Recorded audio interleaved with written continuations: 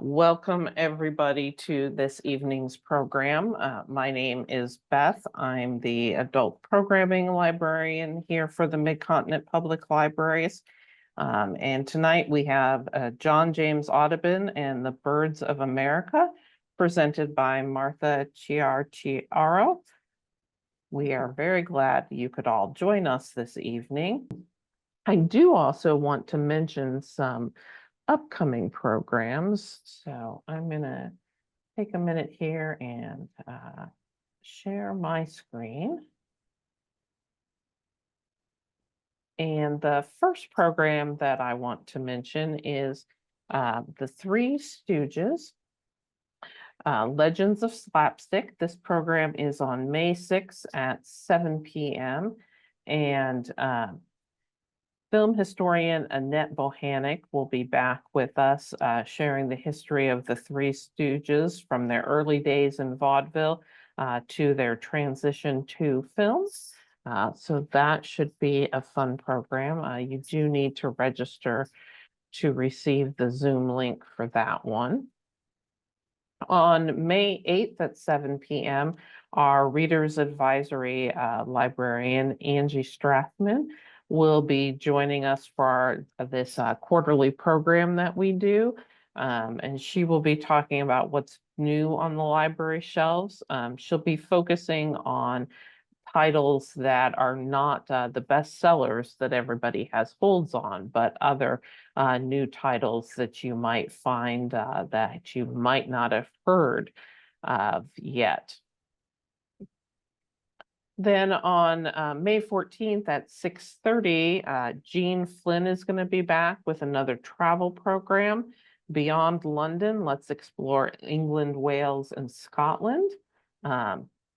So this should be a fun trip through the English countryside, looking at cities such as Liverpool and Edinburgh, as well as rural villages.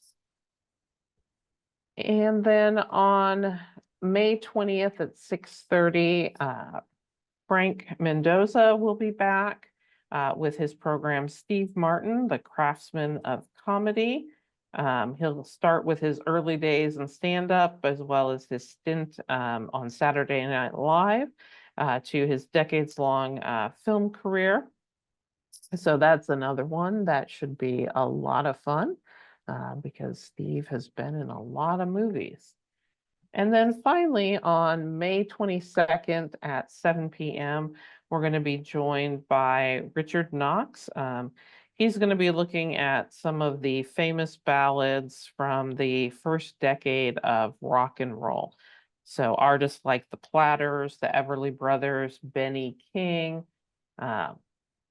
Johnny Mathis, Roy Orbison, and Bobby Vinton would be some of the names that he'll be covering. So you can register to get the Zoom link to attend those programs. And with that, I am going to stop my share so that I can introduce our speaker this evening. Martha Chiarciaro has brought history to life through the art of the times for more than 30 years. She received her master's degree in the history of art from Williams College and provides a variety of art history presentations for the Worcester Art Museum, for WISE, the Worcester Institute for Senior Education, libraries, senior centers, and a variety of garden clubs. As noted on her Seeing History website, Martha's specialty presentations relate to specific periods, artists, and activities, provide an in-depth look at the life and times of people through their art. So with that, we'll turn it over to Martha and let her get started. Of garden clubs. As noted on her Seeing History website, Martha's specialty presentations relate to specific periods, artists, and activities, provide an in-depth look at the life and times of people through their art. So with that, we'll turn it over to Martha and let her get started. Great. Thank you so much, Beth. And thank you so much for everybody joining us today for this program on John James Audubon and Birds of America. It's very likely you've seen several of the prints that John James Audubon has created of birds, but perhaps you didn't know a little bit about his background.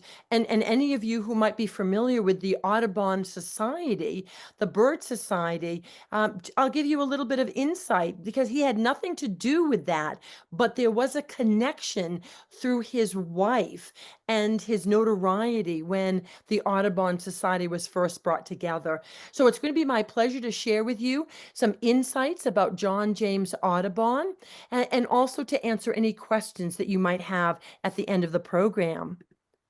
So a series of sections were published between 1827 and 1839 of this subscription of Audubon's Birds of America. It is still today considered one of the best ornithological publications that has ever been created. And I'm going to give you some insight as to how it was created and some of the difficulties that occurred and what was happening in America during this particular period.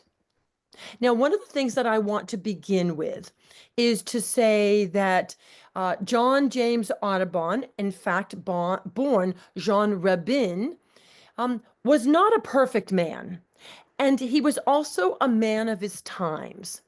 So it's important when I start speaking to you about him going off hunting in the Midwest, out in your areas, in fact, or the fact that he was an anti-abolitionist during the period.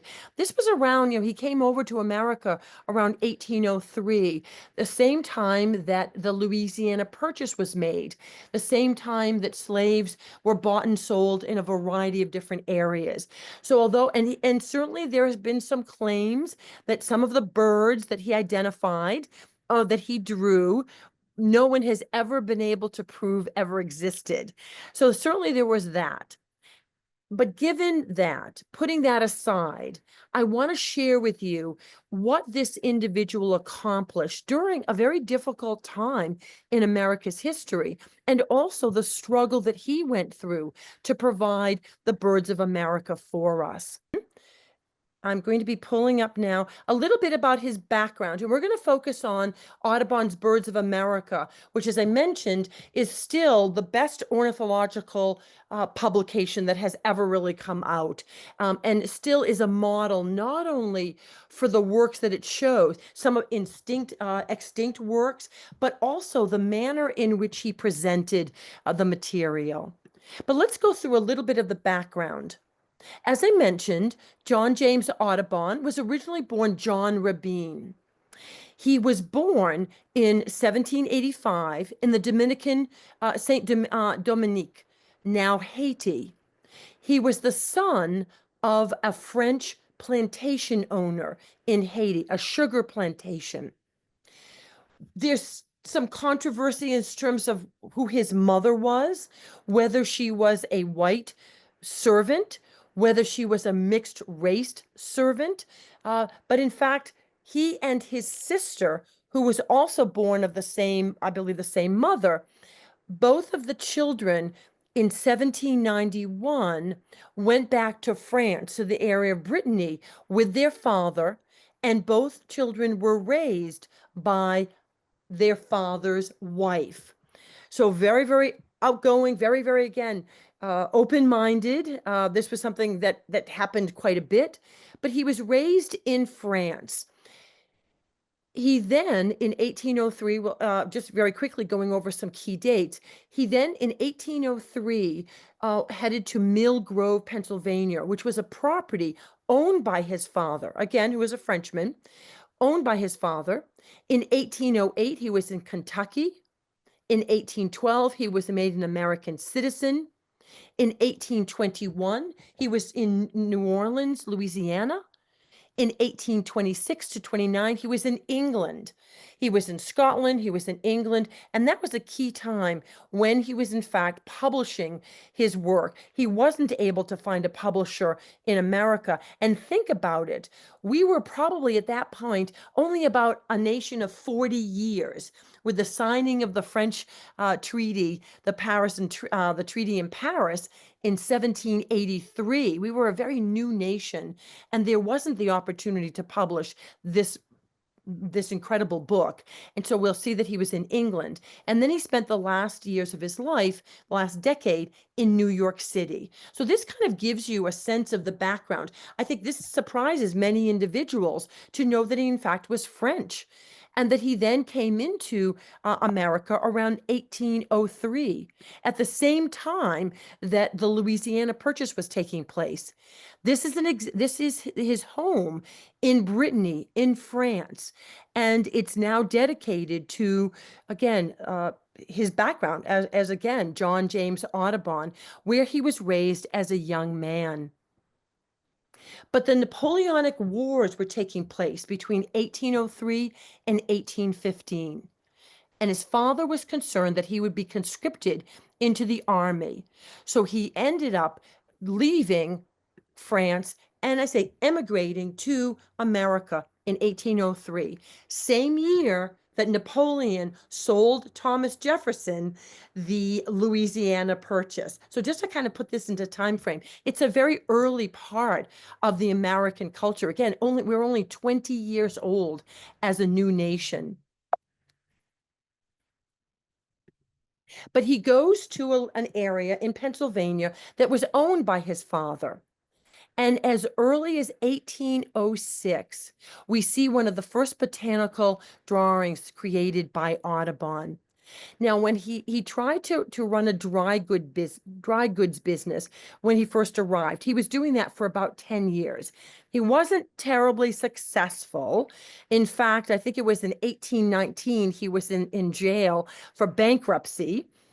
But early on in his life, he loved, even when he was in France and then in America, certainly, he was creating these beautiful images. So he loved being an artist. And it would have been typical when he arrived in France. It would have been very typical for a young man, the son of a wealthy merchant, to have art lessons, music lessons, poetry lessons.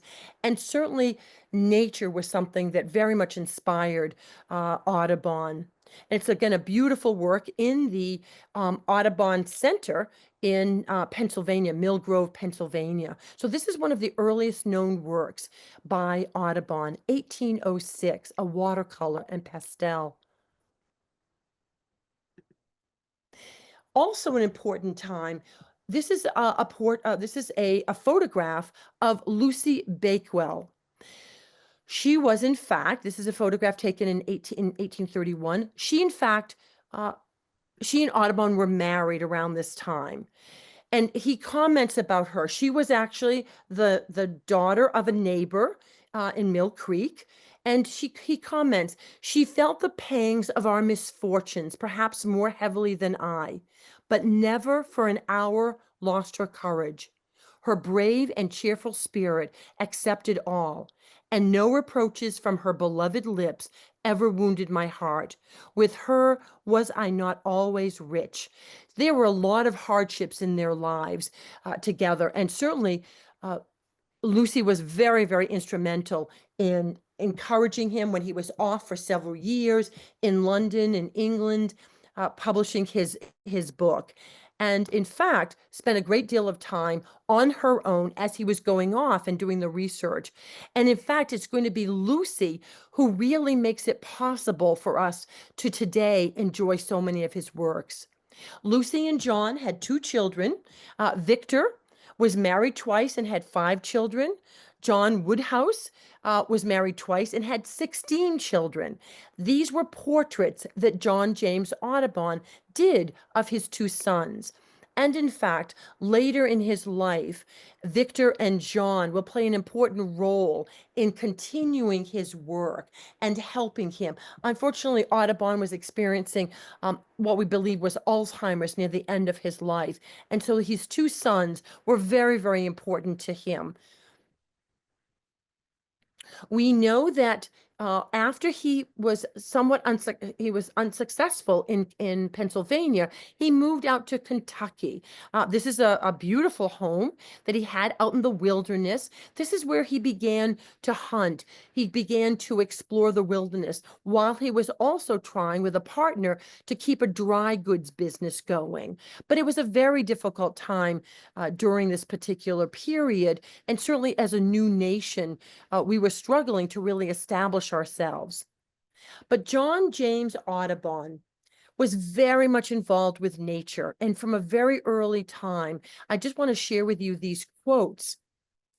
As I grew up, I was fervently desirous of becoming acquainted with nature. Hunting, fishing, drawing, and music occupied my every moment.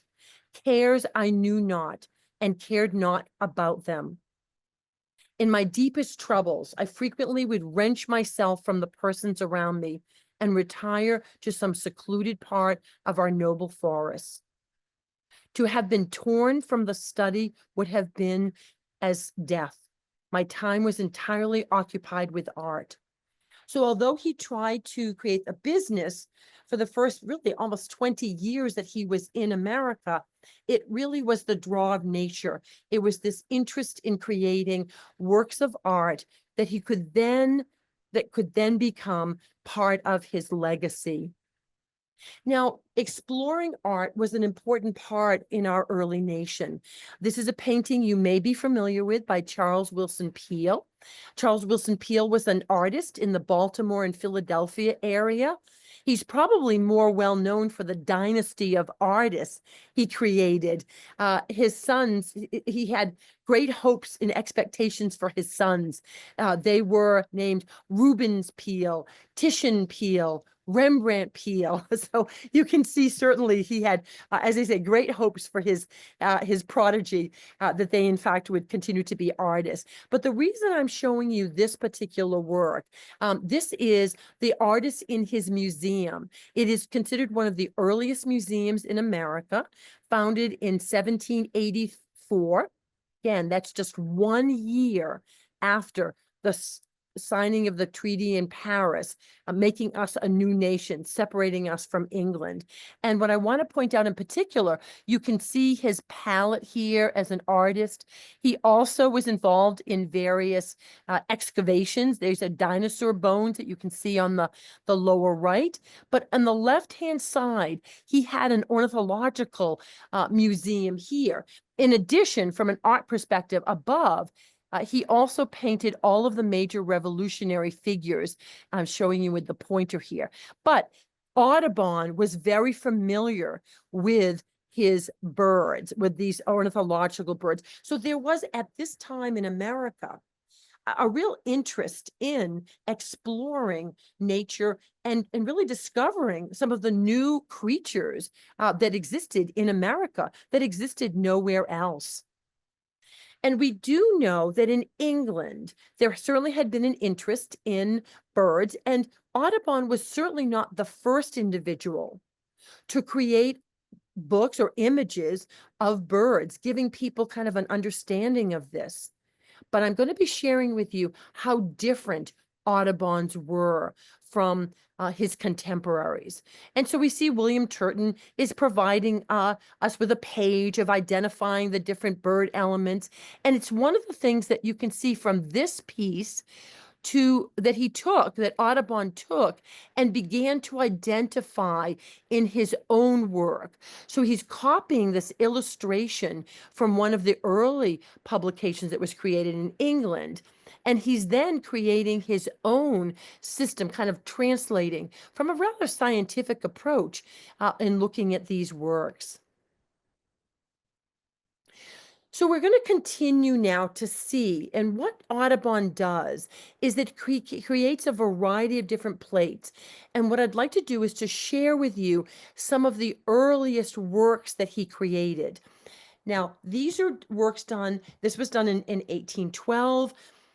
He's been in America for about 9 years. He's married now. His children, his sons are probably have been born, but he's now really exploring with this watercolor, a watercolor, graphic, pastel, gouache. Different gouache is kind of a thicker watercolor. These are some of his early pieces. And what I'm referencing up above is the plate number that combines, this is a Blackburnian warbler, and the wild sweet William is the flora. And so he would incorporate, and he would primarily focus on the birds. He would then add some of the flora. He did have other assistants who might have been helping him with the flora.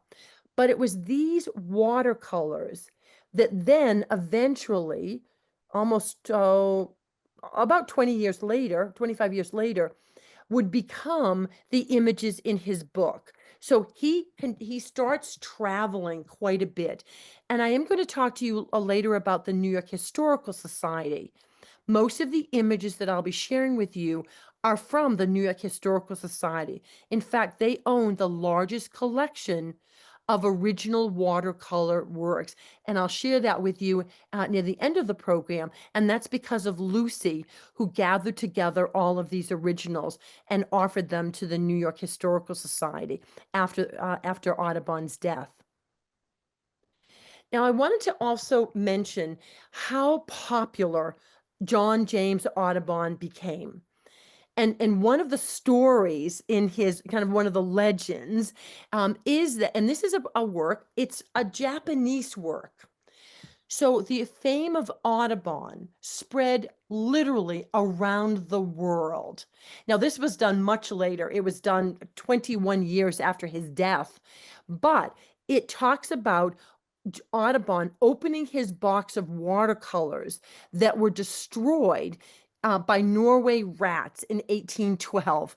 And so here's the story. Here's their interpretation of what Audubon would have looked like. And it was true. He did write in his diary that he'd come back around 1812 and he had a box, but the rats ate through many of his original drawings, his first drawings.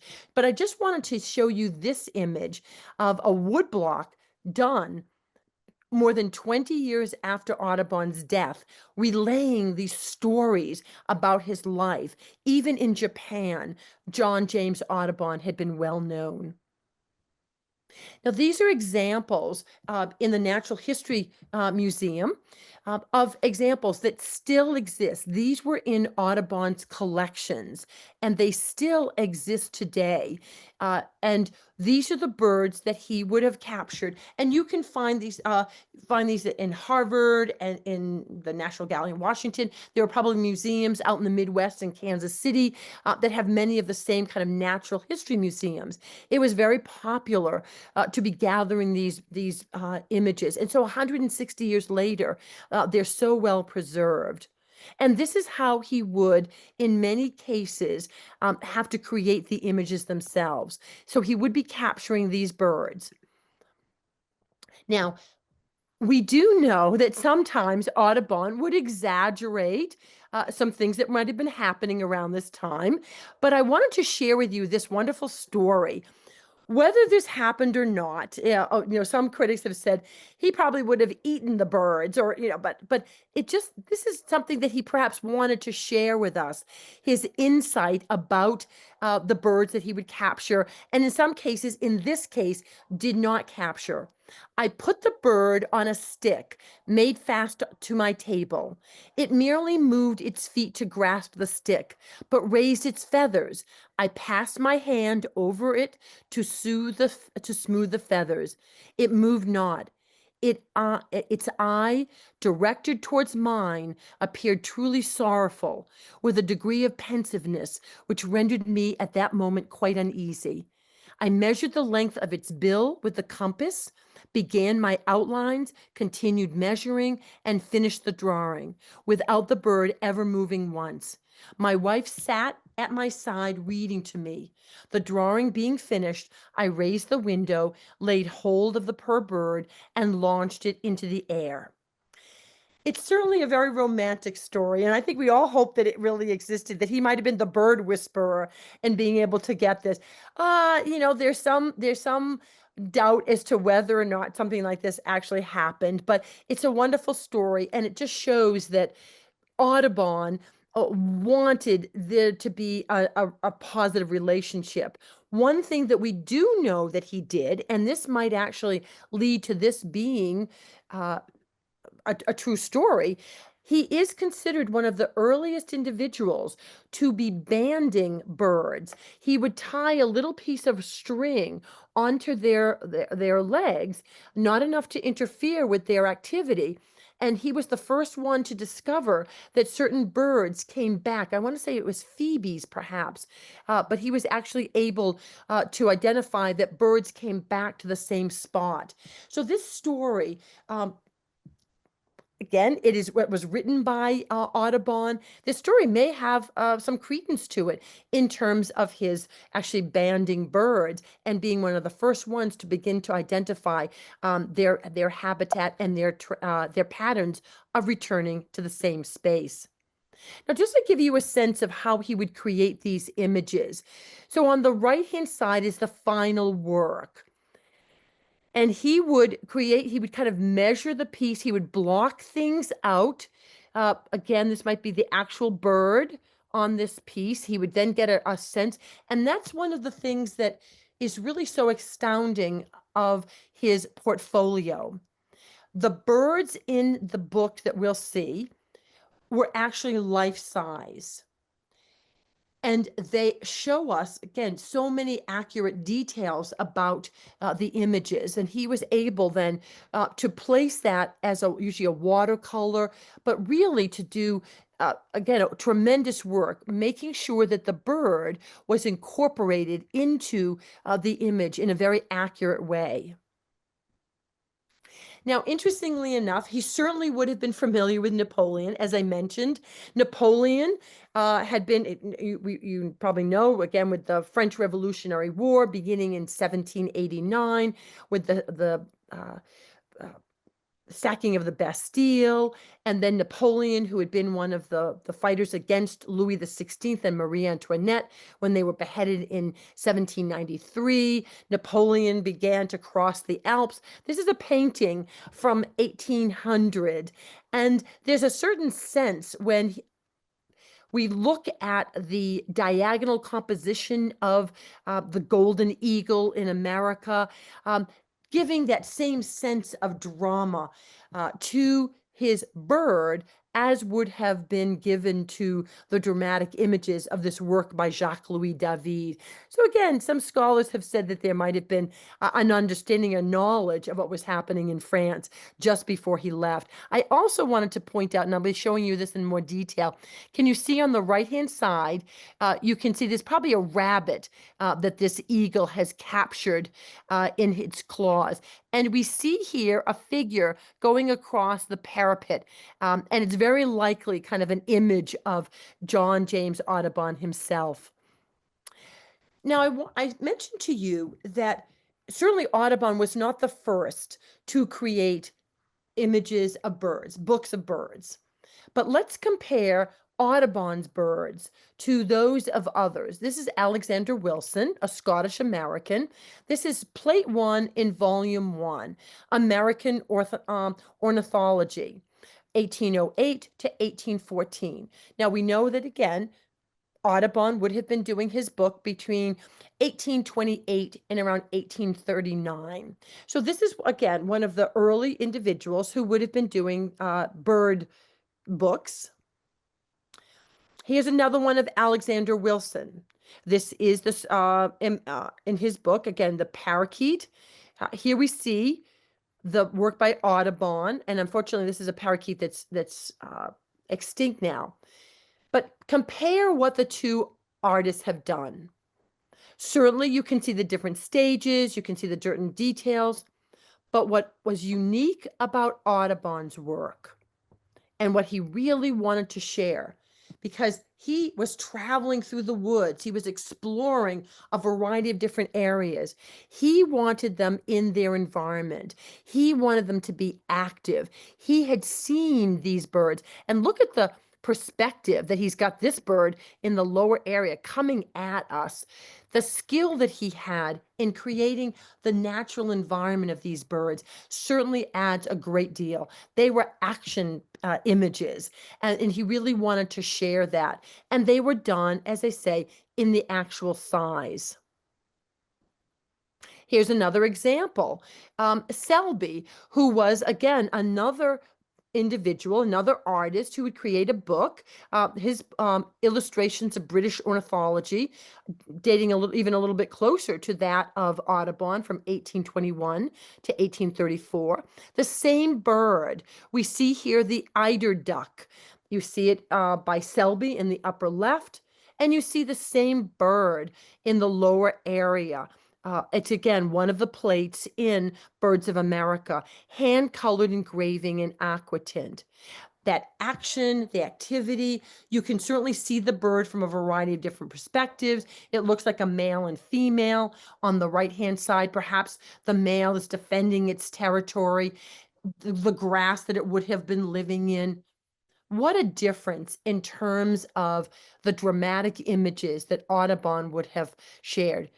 Not surprising that his book is considered one of the best ever created.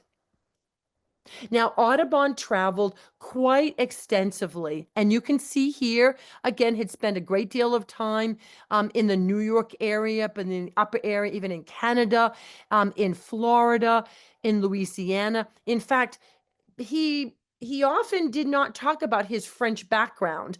You know, there had been some difficulties with France while he was in, the early part of the 19th century. He sometimes would tell people he was from Louisiana. And so again, there was some fabrication that took place in his background.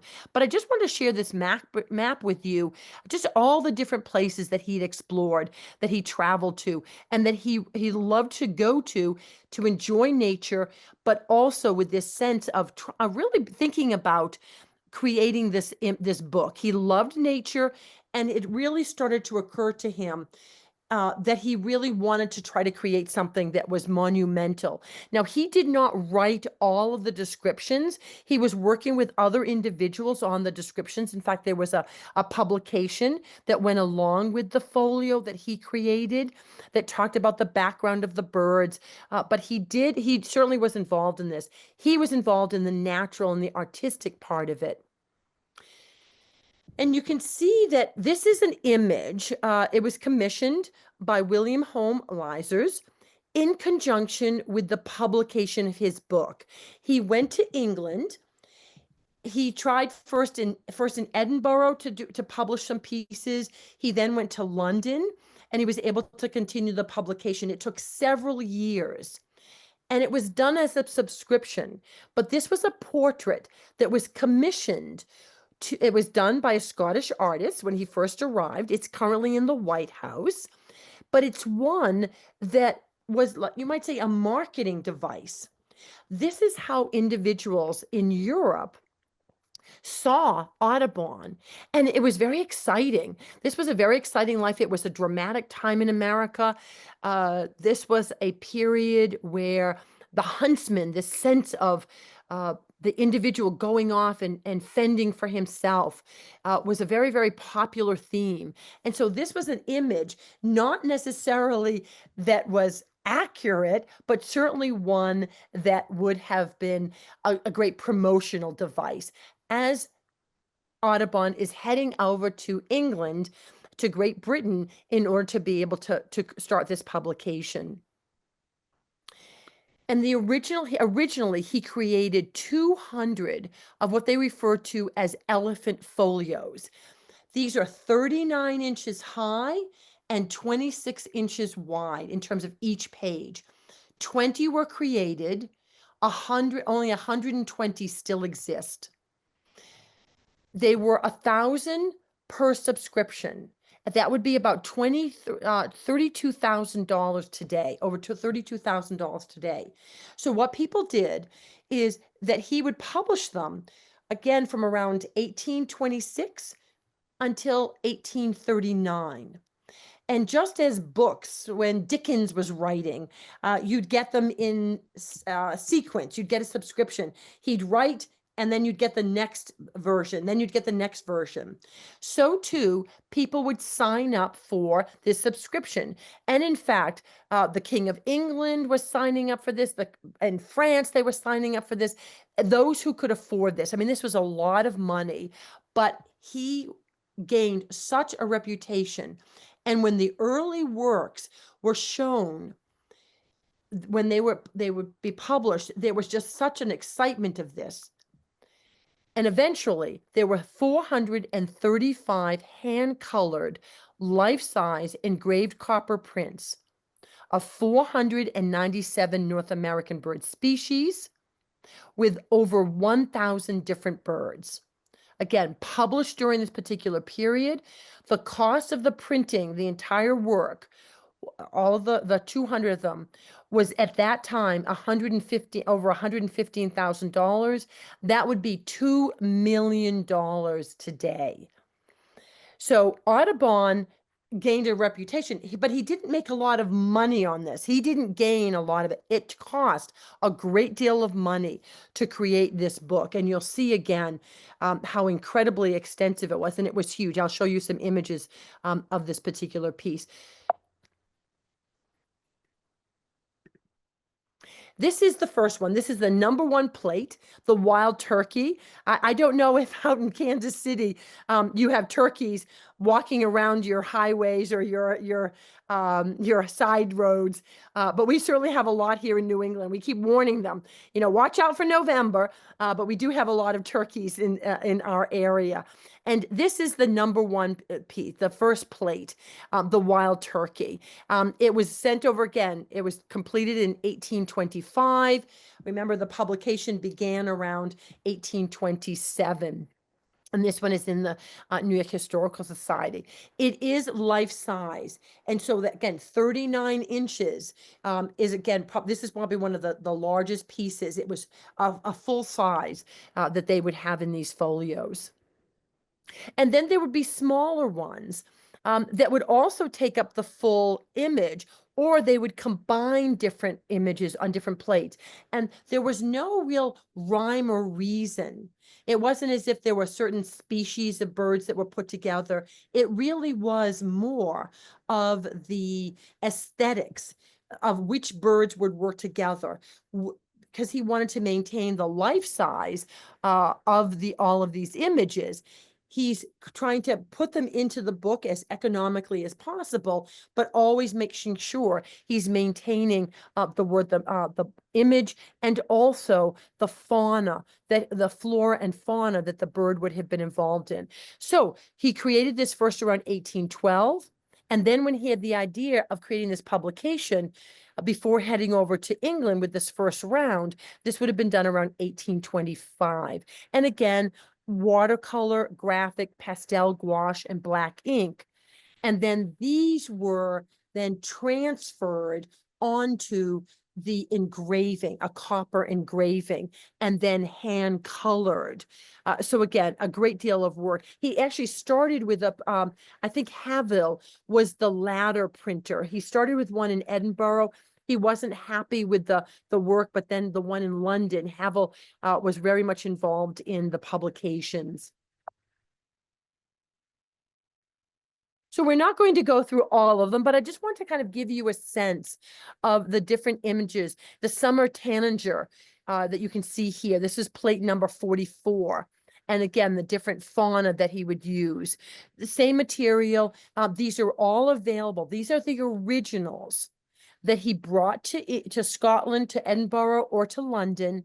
And then they were the ones that were used to create the final images. And he was very particular. He looked at all of the printing, and then there were 200 of these made, and then they were hand colored. So this was a time period, again, Lucy was back, probably in the Kentucky area, again, really holding down the household while he was off in England. And these, again, the bobolink with the red maple, actual life-size images. Here again, the downy woodpecker. This is again another Haville plate dating from this is number 111. So Haville was the printer who printed the 200 copies of this folio. Now I should comment when you see the size of these folios, the 200 that were the so-called elephant folio, 39 inches high, 26 inches wide. He then, in order to be able to sell more of them, he then, what they said, I think it's called an octagon. He created a much smaller version of this, but I don't know how many of those might still be around. But again, we only have 120 of the original 200. Those were huge, though, in the publications. But I think you can see, again, the drama, the interest that he created. He also wanted to incorporate the flora that these birds would have been living in. This is, again, the American goldfinch. We love seeing the goldfinch nowadays because they're actually turning gold in the winter here in New England. I don't know if it's the case in out in the Midwest, but they actually get very dull in the wintertime when we have so much snow. And now you know that spring and summer is coming when the American goldfinch turn to their wonderful gold color. And here again, the bull thistle that they would have eaten. So these are images, life size. They might have been several on a page in order to be able to, this is plate number 33 in the publication. Now, certainly, we know that Audubon, as he's, exploring a variety of different elements, he's really becoming a very much assisted, very much a presence in America as he's preparing to head off to England to create his publication. I just want to give you an example of this. John Vanderlyn was probably one of the most popular artists. He was an American. He was the first American to study in France. And he created a number of paintings in France. He actually exhibited in the Salon. That was one of the things that with Napoleon, although Napoleon was no longer in office, but with Napoleon, he opened up the Paris Salon to foreigners, and John Vanderlyn certainly exhibited there. But I'm showing you here the portrait of General Andrew Jackson. And the body, in fact, John Vanderlyn used Audubon, the structure of Audubon for the body double for this portrait. And in return, Vanderlyn painted Audubon's face.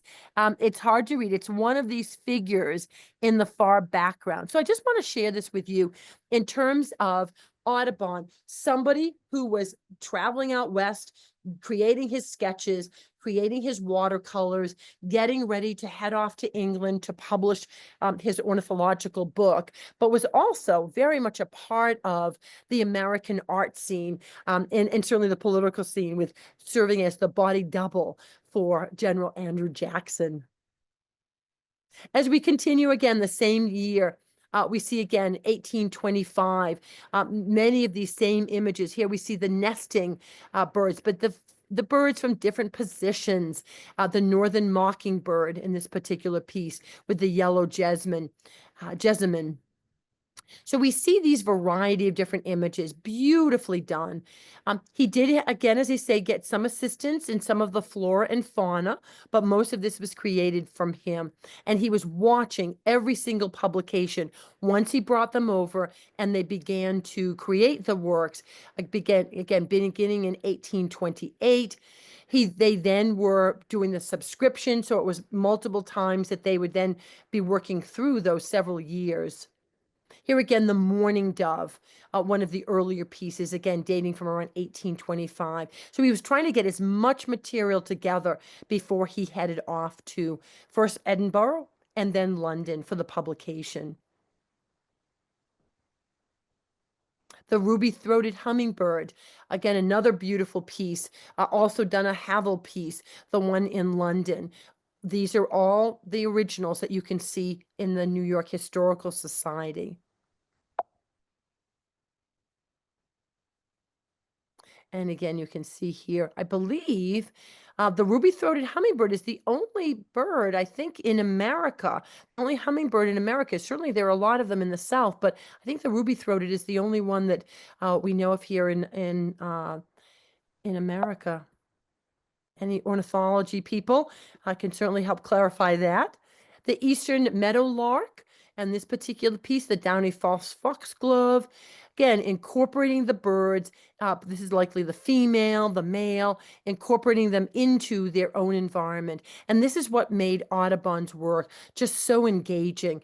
And again, the subscriptions, this was not an inexpensive endeavor. And it was one that only the cream of the crop of those interested in birds, as well as owning something as so precious as Audubon's book. The American robin, again, dating a little bit later. He's now in Edinburgh, then eventually in London. He's now creating more and more that he brings over to London as he's continuing to travel back and forth. Here, 1832. So again, the black-throated mango. So he's created a cache of these watercolors. He's created a variety of them. He's bringing them over. He's checking out the publication, the 200 that are being done for subscription. He continues to create these, and eventually there will be 435 pages in this publication. And just to give you an example, this is the one that I had shown you early on. So this is the golden eagle. The golden eagle wasn't done until rather late in the publication, 1833 to 1834. And we see here, I had shown you earlier, here again, this is likely a self-portrait of Audubon himself. He's going through, again, this adventurous nature of him, looking at the golden eagle. And just to show you what would have happened, so the golden eagle on the left, that's his original watercolor. On the right, you see Havel's engraving for Birds of America, the same one. You can see that they've actually taken out the self-portrait, but can you see how close it is to what he's doing? A little bit of difference in the sky, perhaps emphasizing, giving an emphasis to the bird's wings. But also understand the complication of this, the fact that we're seeing them in the same relationship. What Havel had to do in printing this on the copper sheet, an engraving, again, literally creating the lines where you could then print this. Certain things were colored, or certain things were hand colored after the publication. But whoever was placing it on the copper plate, that wouldn't have been Audubon. He would have been checking for color and such. But you had to have an engraver who was able to reverse on the plate the image that he saw in the watercolor in order for them to come out in the same orientation. Because when you print something, it prints in the mirror image of what's seen. So this was very, very complicated. And this is why Audubon spent so much time really exploring this. But do let me know if there are any questions about this. I can always go back to certain images as we're looking at them, or if there's questions that come up. So here we see near the end of the publication,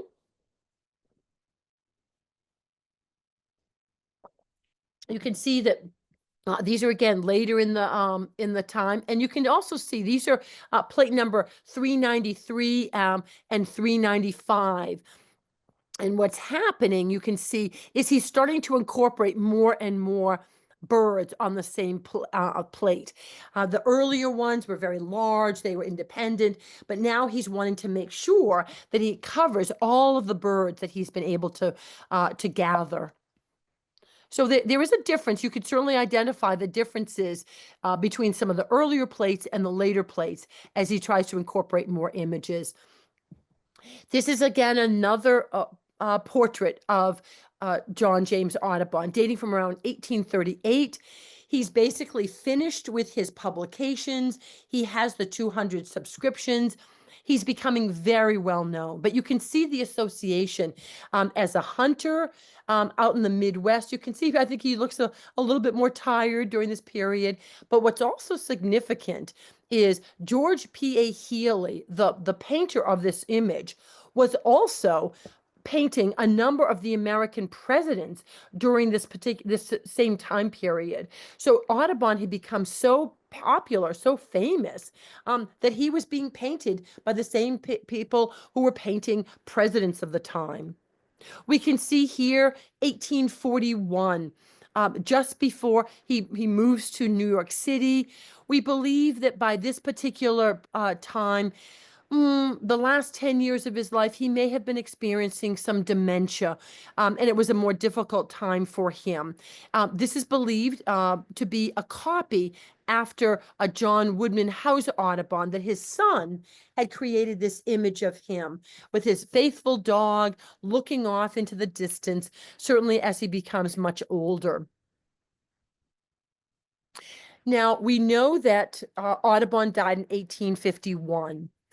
Audubon spent the last 10 years of his life, as I mentioned, he was experiencing dementia during that period, but he was actually trying to create a publication on mammals. He never finished that, but really continued to try to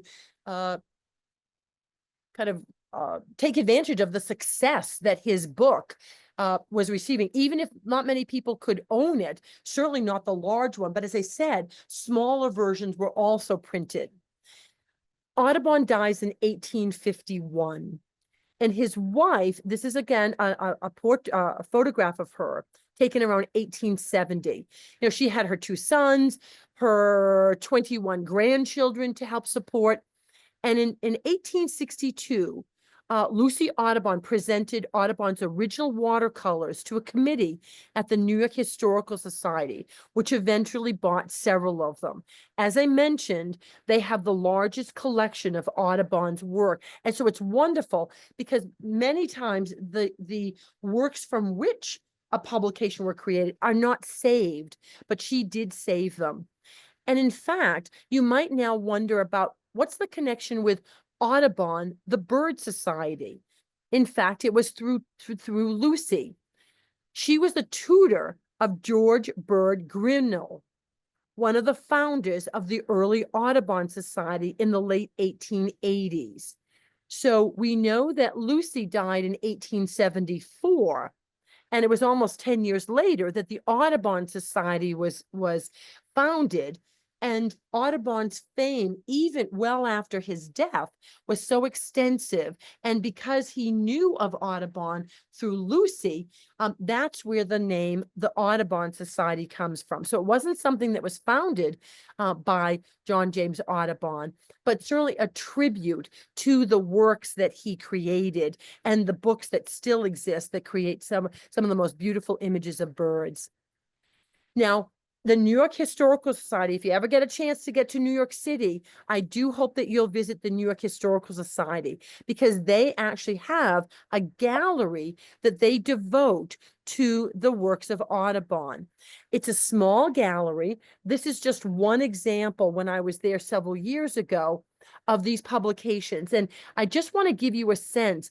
This is where the large folio is. And this might be one of the smaller versions. And as I was looking at this, this is the, I don't know if this is the eider duck, but I know that there were about 5 birds that have now become extinct that Audubon had been able to identify. But this just gives you a sense of how large these folios were. And you can see this must be a flamingo, and he's making sure that he's actually giving you the full size of the flamingo by incorporating its neck into the lower area. But they will change the watercolors in this gallery, and you'll actually see the portfolio. They own at least one of the portfolios, the large, what they call elephant portfolios. And this is again how large it is. And this is again just a note in the opening of the book. Kind reader, should you, this is from Audubon himself. Let me just move this.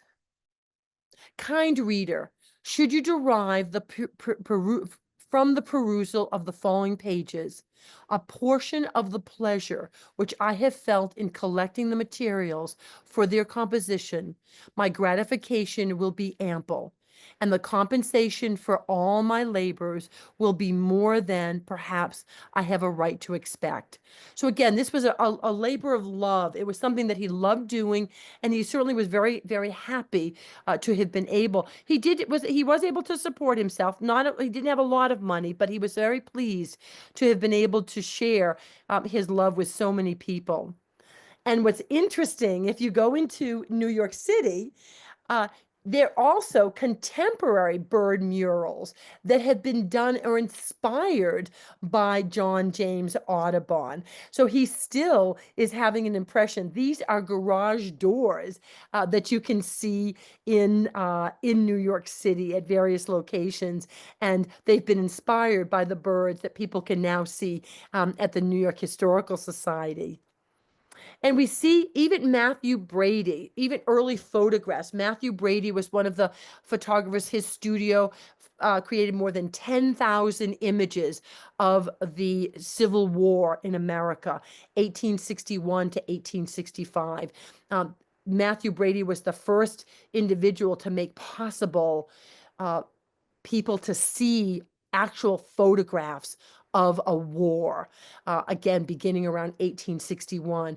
And in fact, around 1850, his studio was very popular. Just 1 year before Audubon died, you can see a very early photograph done in America of Audubon himself, again, just a year before he died.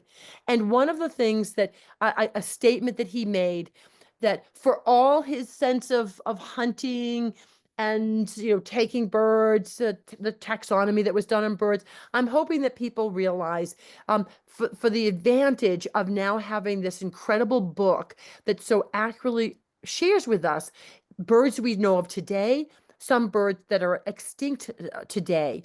But terms that he said I thought was a very thoughtful piece, and a quote from John James Audubon: a true conservationist is a man who knows that the world is not given by his fathers, but borrowed from his children. So again, John James Audubon has provided for us a phenomenal book and really a history of our own times. And I'm hoping that this presentation has given you a little bit of insight. Certainly a name you probably know from the bird societies in your area, but hopefully now have an even greater insight in terms of the contribution of John James Audubon. Thank you so much for your time and attention, and I'd certainly be happy to answer any questions that you might have.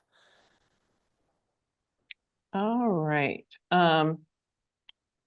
We've got a couple different questions here. I'm going to start with, why did Audubon change his original name?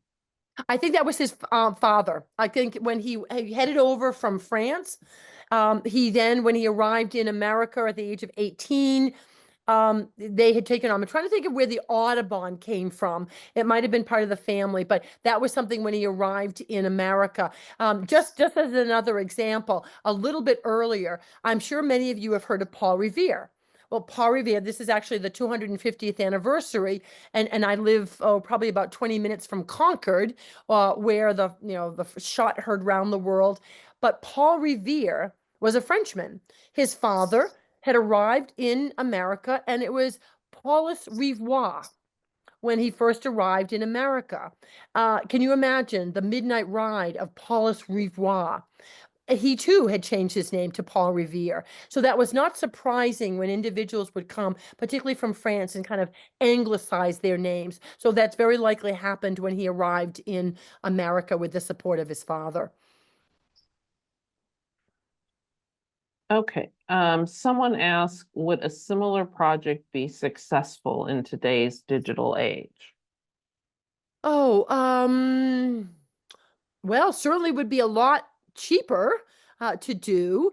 I don't know if anyone would be exploring in the same way. You certainly could create it, and I do wonder if people are actually creating digital images of these works of art. If you took the original print, you could certainly replicate this, just as the images that I've been sharing with you, I've been able to do from digital experience. But certainly I think to have captured these works and that they were so new to people. Most of the people who actually subscribed to this were in Europe, and many of these birds, again, they were foreign to them and would always be foreign to them.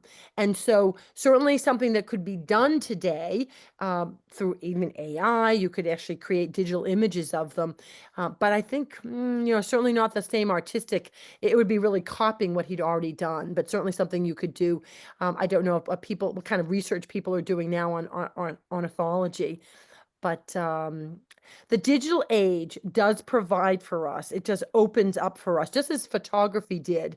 And think about it. Photography was really only the first photograph in America was 1839, just as Audubon's publication was finishing in Europe. The first photograph was created in America. Actually, the first two people in Philadelphia. And so when photographs then came out, now birds were certainly going to be very difficult to photograph, but eventually, again, you could create this same publication so much easier now with computers and with digital photography and AI.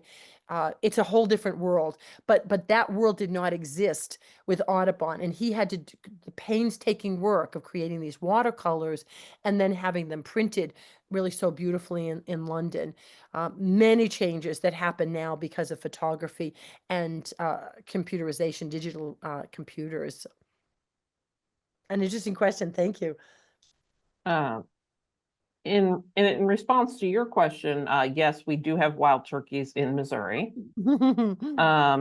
Somebody else asked snake question mark. I think they are referring to one of the prints that you showed and whether that was a snake in the picture. Oh, yes. I'm trying to remember which one that was that. It was, I think it was the one, let's see, was it this one? Yes, I remember that there is one. I'm trying to find. Yes, I think that's one of the, was it this one? I think maybe it was this one. Yes. Is this a snake? Oh, yes. Here we go. This is the snake over here. This is the fangs here. It's got its mouth open. And I think the snake coils up over here. So again, incorporating some of the enemies of the different birds. So yes, that is a snake shown here. Good eyes. Let's see here. Somebody says, we currently have an exhibit at the Nelson Atkins called Survival of the Fittest. It demonstrates the interest of Europeans about exotic animals around the world due to the 1859 publication of Darwin's Origin of the Species. In that exhibit, eider ducks seem to show up a lot. Never really been aware of them before. Audubon's work seems to fit that theme. Yes, certainly not the eider duck. I think was one I believe, because I think might be the eider duck. I'm not positive, but this is when I was looking at this. I do know that the parrots are extinct, so I'm wondering if they chose. There are 5 of the works that there are 5 birds that went extinct, and so I'm thinking because these, at least these 2 that I know, and I know the eider the bird on the right had gone extinct. I'm wondering if it's the same thing. Yes. So the eider duck had been one that I think that had existed here and no longer exists, along with the parrot, which is just really incredible. But that sounds, I love the Nelson Atkins Museum. I was telling Beth earlier that I was in St. Louis and drove 4 hours and stayed overnight and stayed in Independence to see the Nelson Atkins Museum, as well as the Thomas Hart Benton Studio. So I loved my trip out west to visit your wonderful museums. So someone asked why the forced poses of many, although not all, of the subjects. Forced, I'm trying to.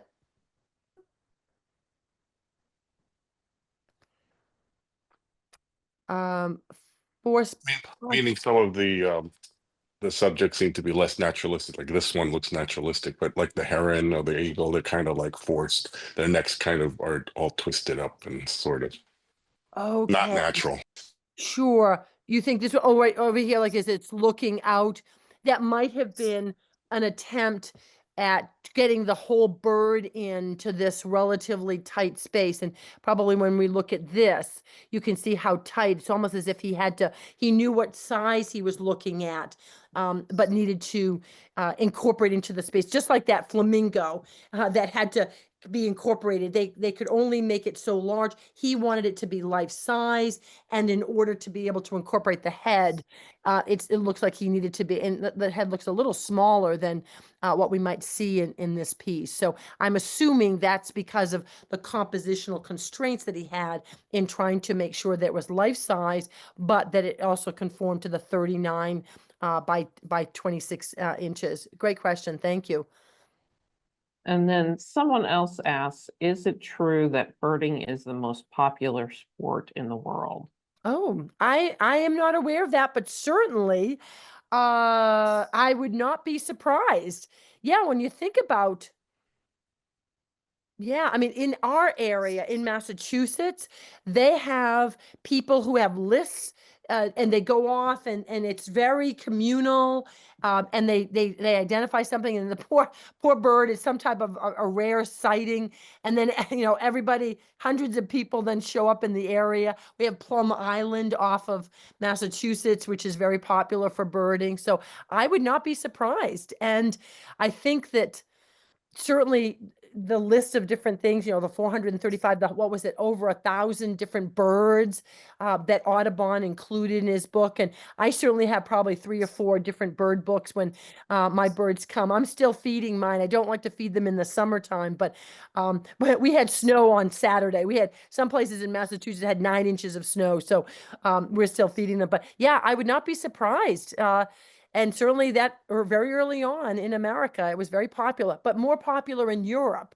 And then eventually, I think we did not have the leisure time, let me just say, early on to be able to do birding. But eventually, particularly with Audubon's fame, and then with the Audubon Society, which was formed in the 1880s. And I think Florida, if I'm not mistaken, was one of the earlier places. And I think Florida has a lot of different species of birds. So that was where I believe the Audubon Society was founded.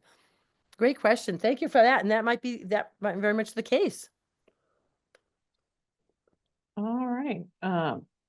That looks like all the questions. I have put the link in the chat. I'll drop it back in there again, but I hope everybody can take a moment to fill out the survey. Let us know how we did. If you have any suggestions for topics you would like to see programs on, we always like to hear those as well. Excuse me. And certainly feedback is very helpful for me. Beth will share that with me. So I very much appreciate it for any of the programs that I'm doing in the future. And then I will send out the link to the recording once that is available, along with the upcoming programs that I mentioned earlier this evening. Have a great evening, everybody. Thank you for coming, and thank you, Martha, for another wonderful program. Great illustrations, and as usual, lots of good information. Great. Thank you so much, Beth. Thank you so much for joining us, and stay happy and healthy, and a happy spring to all of you. Take care. Have a good evening, everybody. Thank you. Take care.